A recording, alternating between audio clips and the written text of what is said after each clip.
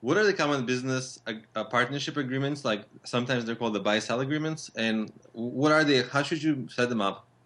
This video is brought to you by EpiPies Academy. Well, anytime, if you're just an individual operating a business, you're a sole proprietor.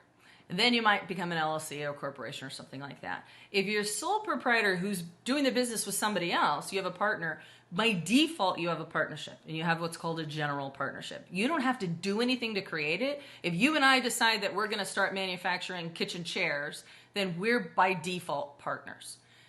Now, that's easy. It's a lot easier than being an LLC. It has some tax disadvantages. But the big problem with it is when Alex decides he doesn't want to be in the kitchen chair business anymore, what happens?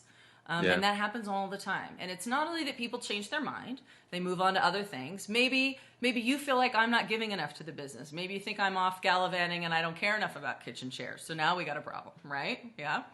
Maybe I get divorced. And so my husband wants to come in and take part of our business. Yikes, you don't want to be in business with my husband. You've never even met him, right?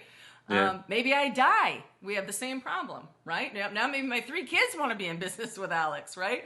Maybe I go bankrupt. What's going to happen with the business in the bankruptcy court? Maybe the bankruptcy court's going to sell it to somebody else and that random person is now going to be in business with Alex. So this is the kind of stuff that partnership agreements lay out. This is the kind of stuff that we get to decide beforehand. And they call them the Ds, but death, disability, dismemberment, disinterest, divorce, all those things. When those things happen, what are we going to do? What is the agreement between you and I at the front end of how this is going to work? Are we going to value the business, and if I don't care anymore, you buy me out? Are we going to say that spouses are not going to be stepping in the place, and then you could buy my husband out, and then you get to continue to operate the business? When the business is super small, it doesn't matter that much, and that's why a lot of general partnerships, they don't do this at the beginning.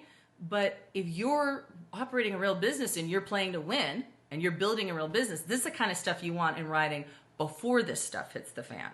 Because this is the stuff, they say the only ship that won't float is a partnership, right? So this stuff happens all the time. You've brought 2 people together and stuff's just going to happen in life.